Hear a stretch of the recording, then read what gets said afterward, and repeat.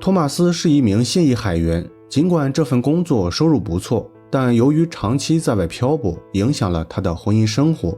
为了挽救濒临破碎的家庭，托马斯在35岁那年被迫做出妥协，放弃了对妻子的行为限制。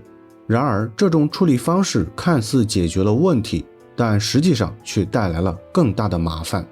那么究竟发生了什么？接下来让我们走进这起案件。大家好，我是大熊。今天分享的案例发生在美国佛罗里达州利西亚，该地区位于佛罗里达州中西部，距离坦帕大约20英里，隶属于希尔斯伯勒县，是一个人口和面积尚未统计的非建制社区。主人公托马斯·李生于1970年3月6日，他成长在佛罗里达州的一个沿海城市。正所谓靠山吃山，靠海吃海。对于从小在海边长大的托马斯来说，海洋不仅是生活的一部分，也是重要的生计来源。正因如此，托马斯在高中毕业后进入了海上行业，最初在港口担任水手，后来又加入了一家远洋公司，开始了他的海员生涯。虽然在大多数人的印象中，海员是一份既辛苦又枯燥的工作，但托马斯却乐在其中，一干就是10多年。一方面，这份工作可以让他赚到更高的收入，另一方面也能让他体验世界各地的风土人情。因此，托马斯对这份工作非常满意，每年至少一半时间都在海上航行。这不仅让他攒下了积蓄，也拓宽了视野，甚至在某种程度上还帮助他找到了爱情。大约在1997年，托马斯在一次休假游玩期间偶遇了未来的妻子克里斯蒂。克里斯蒂生于1979年，比托马斯小将近10岁，当时是一名刚毕业的高中生。两人之所以能够走到一起，主要是因为托马斯的赚钱能力和丰富的人生阅历。根据知情者透露，克里斯蒂从小生活在保守的乡村，平时很少有机会接触新鲜事物，所以一直对外面的世界充满向往。而托马斯的出现刚好满足了克里斯蒂对外界的好奇，同时也能为他提供更好的生活条件。于是克里斯蒂很快被托马斯所吸引，两人就这样慢慢成为了男女朋友。2000年，恋爱的第3年，托马斯和克里斯蒂在佛罗里达州登记结婚。大约2周的蜜月过后，托马斯便很快投入工作，开始了航海生活。虽然当时两人都已经做好了心理准备，但这种聚少离多的生活方式仍然是一个很大的挑战。原因大家应该都能明白，无非就是夫妻之间的那些事情。首先，托马斯每次出海通常需要3个月，而在家休息的时间往往不会超过2周，所以他除了能为克里斯蒂提供经济支持，很难在其他方面发挥作用。其次，当时克里斯蒂只有21岁，正是精力充沛的年纪，所以作为一名新婚妻子，克里斯蒂很难忍受没有丈夫在身边的生活。因为这些原因，两人的感情逐渐出现问题，最后导致托马斯不得已辞掉了高薪的海员工作。一开始这种解决方式确实起到了作用，但随着他们2个孩子的陆续到来，巨大的经济压力迫使托马斯不得不重新回到海上工作。于是为了平衡工作和生活产生的冲突，托马斯提出了一个折中的解决办法，那就是允许克里斯蒂在外寻找伴侣。没错，就是那种非常亲密的伴侣。当然，这其中也有一些附加条件，例如克里斯蒂不能与伴侣牵扯生活，还有不允许将伴侣带到家里。也就是在这种前提下，两人很快达成一致，开始了开放式的生活。接下来的一段时间，克里斯蒂经常到坦帕一家名叫欢乐宫的特殊俱乐部寻找伴侣，而托马斯也会在休假期间与克里斯蒂一同参加各种羞的活动。正是在这段时间，托马斯认识了朋友杰瑞。杰瑞是他们所在俱乐部的基层员工，主要负责安保和接待方面的工作。由于俱乐部有明确规定，工作人员不能与顾客发展私人关系，所以相对来说，托马斯对杰瑞比较信任，经常会在出海工作期间委托他帮忙照顾克里斯蒂。这样做的原因主要出于安全考虑，因为俱乐部里的人员相对复杂，托马斯担心克里斯蒂可能遇到麻烦。然而，尽管托马斯想尽了各种办法规避风险，但这种开放式的生活还是引发了问题。仅仅1年后，托马斯就陷入了危险的境地，最终付出了生命代价。2007年6月6日早上8点左右，当地警局接到了克里斯蒂的报警电话，称托马斯死在了家门口，地上到处都是血迹。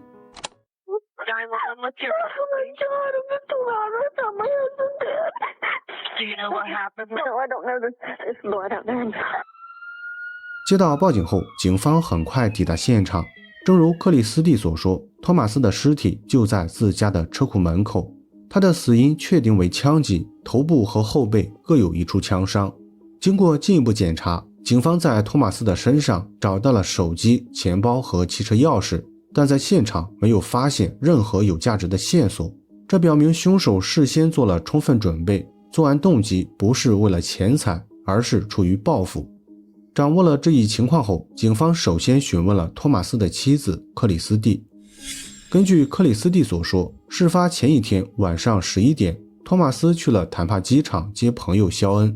虽然那天晚上克里斯蒂和2个孩子都在家里，但由于他们很快就休息了，并且开着一台大功率的电风扇，所以他们都不知道托马斯回家，也没有听到外面的枪声。直到第2天早上，克里斯蒂在准备出门时，才在车库门口发现了托马斯的尸体。警方核实了克里斯蒂的说法，没有发现明显问题。朋友肖恩证实，托马斯确实在前一天晚上去了坦帕机场，并且邻居和2个孩子也都表示没有听到枪声。不过即便如此，克里斯蒂作为受害者的妻子仍然是首要关注重点，尤其是她在接受询问时表现得有些紧张，看上去像是隐瞒了一些事情。It's weighing on you. What are you not telling us? The only thing weighing on me is that my husband's dead and that my son saw it. What are we missing? What are we missing here, Christian? Where should we be looking? I don't know.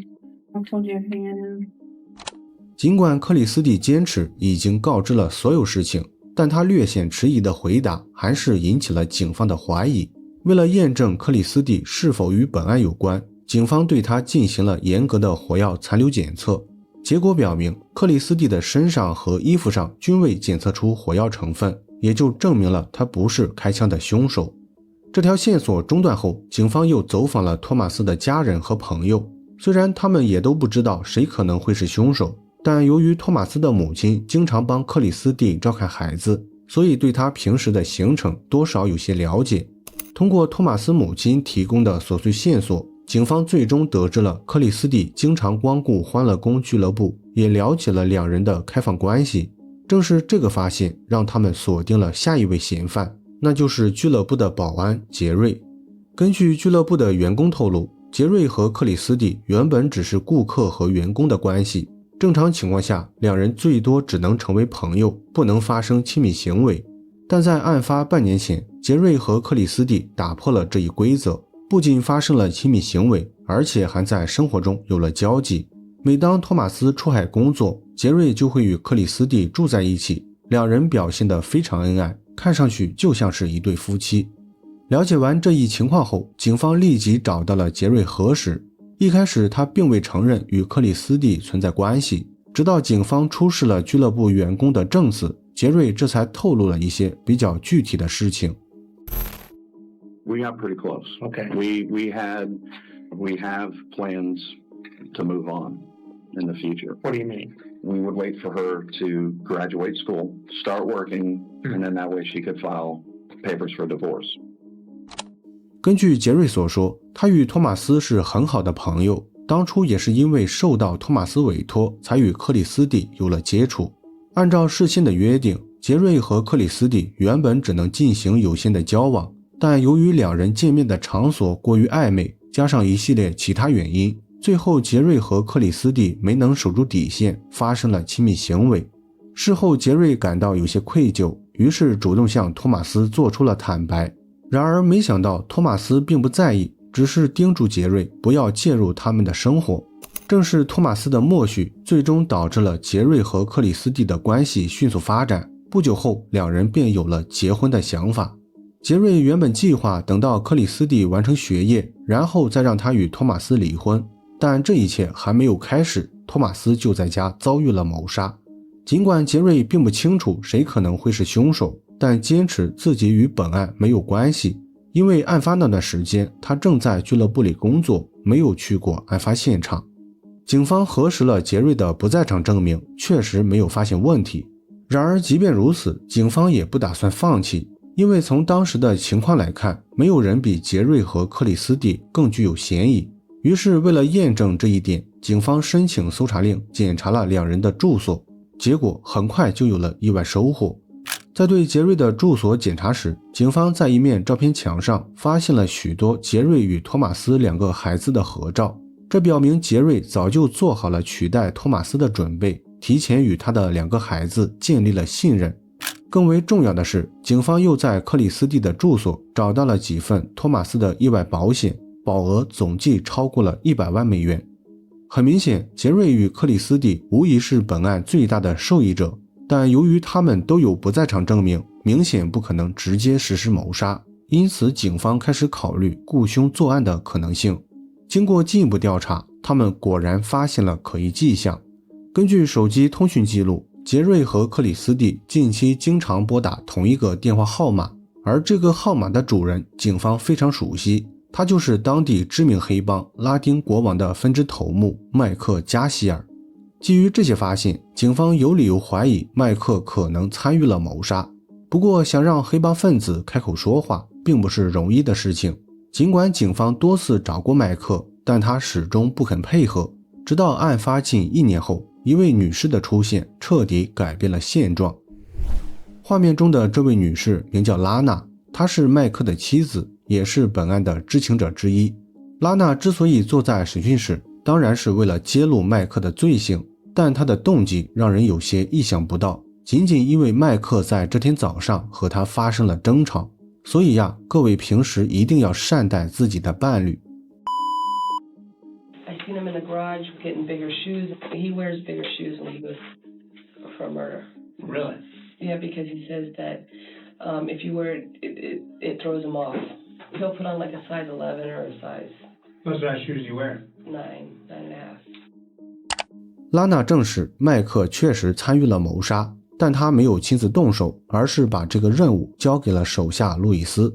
麦克美其名曰这是为了锻炼路易斯的胆量，帮助他提升在帮派中的地位，但实际上就是为了规避风险。 How do you know that Lewis was involved in this? Because I was there when they left together to Okay. do it. And then I've talked to him. He's talked to me about it on my front porch. What did he tell you about the shooting? This one specifically, That he was scared at first. okay. Did they... Even Mike told me he almost chickened out. And Mike thought he was going to have to do it. Okay. 除了路易斯以外，拉娜还提到了杰瑞和克里斯蒂，他们不仅雇佣了麦克，而且提供了作案计划，最主要的是还打算利用托马斯的赔偿款支付谋杀费用。 Do you know who paid the money? Was Jerry gave him the first $5,000. Okay, so Jerry gave... But he gave it back. And then Christy says that when she gets the insurance money, she would pay him. And I don't know how much. 虽然拉娜的证词为警方解决了很多问题，但受限于佛州的配偶特权规定，作为妻子的拉娜无法指控丈夫麦克，所以她的证词也就不能作为证据。不过即便如此，警方已经了解了案情真相，接下来他们只需要让麦克承认罪行，所有的问题都会迎刃而解。当然，常规的手段很难达成目的，所以警方定制了一套针对性的策略。他们首先通过卧底配合，从麦克那里购买了大量违禁品。掌握了确凿证据后，警方又向麦克提出了交换条件，只要配合调查，不仅可以免除贩卖违禁品的指控，还能在谋杀案中获得减刑的优待条件。正是在这种策略的作用下，麦克终于放弃抵抗，承认了罪行。根据麦克所说，杰瑞与克里斯蒂早在3个月前就有了杀死托马斯的想法，原因有多个方面，除了他们已经花光了托马斯的积蓄，还有他们想要重新组建家庭，当然最主要的还是想要获得托马斯的保险赔偿款。至于为何在3个月前就有了谋杀的想法，主要是那段时间托马斯发现了两人同居的事情，克里斯蒂随时都有可能面临离婚的风险，于是为了避免离婚后错失一夜暴富的机会，杰瑞和克里斯蒂就找到了麦克帮忙。然而选择麦克作为帮凶并不是因为他的黑帮身份，主要是因为克里斯蒂和杰瑞没有足够的资金雇佣杀手，而麦克由于经常在俱乐部里贩卖违禁品，与杰瑞多少有点交情，于是两人通过赊账的方式与麦克达成了谋杀协议。他们约定谋杀费用为6万美元，报酬将在赔偿款到账后支付。也正是这个原因，麦克找到了手下路易斯。一方面他担心两人事后反悔，路易斯的介入能让他在不伤和气的情况下索要报酬。另一方面他也担心事情败露，万一被警方发现，他可以把所有责任全都推给路易斯。 Nice。事发那天晚上，麦克和路易斯按照克里斯蒂提供的时间预先埋伏在了他们的家门口。大约凌晨2点，托马斯如约出现。当他停好汽车准备回家时，躲藏在旁边的路易斯趁其不备，连开2枪实施了谋杀。作案结束后，两人破坏了作案枪支，并将其丢弃在了一条小河里。接下来的一段时间，麦克一直在等待着克里斯蒂和杰瑞支付谋杀费用。然而，由于他们很快成为了警方的怀疑重点，所以在没有洗脱作案嫌疑之前，保险公司不会支付相应的赔偿。也正因如此，麦克直到被警方逮捕，也没有拿到应得的6万美元报酬。麦克的认罪无疑给警方提供了重要证据，但这还不足以将杰瑞和克里斯蒂牵扯其中。因为3人的谋杀协议只是口头约定，杰瑞和克里斯蒂完全有可能推脱责任。所以为了避免这种情况的发生，警方还需要掌握雇凶作案的证据，于是他们就有了接下来的诱捕计划。首先，警方让麦克给杰瑞打了讨薪电话，暗示如果再不支付谋杀费用，手下的帮派分子可能会对他们实施报复。 These people are over there asking about when they think they can get the rest of their money. What do you want to do? What do you want me to tell them? We can't do anything for 2 years. For 2 As far as years? big. The only thing I can do is every 6, I can give you 6. Every 6 months? Yep, 'cause that's all we have. 尽管杰瑞表示当前没有足够的资金支付谋杀费用，但出于安全考虑，他还是提出了分期付款的解决方案。最终经过协商后，两人约定了付款时间和地点，然后就有了接下来的画面。这位戴着墨镜、露着老旧纹身的中年男子正是杰瑞。他的这身装扮显然是在装腔作势，想给对接的帮派分子留下不好惹的印象。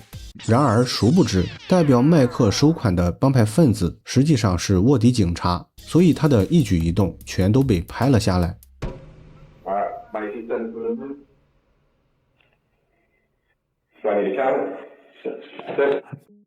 整个交易过程仅持续了不到5分钟。虽然警方成功拍下了杰瑞支付谋杀费用的画面，但由于主谋克里斯蒂没有出现，所以当时他们并未采取行动。直到6个月后，杰瑞放松警惕，带着克里斯蒂共同支付了第2笔谋杀费用，警方这才掌握了足够的证据，当场逮捕了他们。一开始两人仍然坚持与本案无关，但随着审判的临近，或许是听取了律师的建议，又或许是出于定罪的考虑，杰瑞和克里斯蒂最终承认了谋杀。至于两人的犯罪动机，正如前面所说的那样，为了钱财，也为了重新组建家庭。2011年5月23日，托马斯遇害4年后，本案开庭审理。主谋克里斯蒂、情夫杰瑞和枪手路易斯均被判处1级谋杀罪，获刑终身监禁。而作为中间人的麦克，由于有立功表现，加上之前达成了认罪协议，最终他仅被判处20年监禁，且有资格获得假释。好了，本期案件分享到这里也就结束了。如果你喜欢我的节目，请帮我点赞加关注，非常感谢大家的支持。我是大熊，下期见。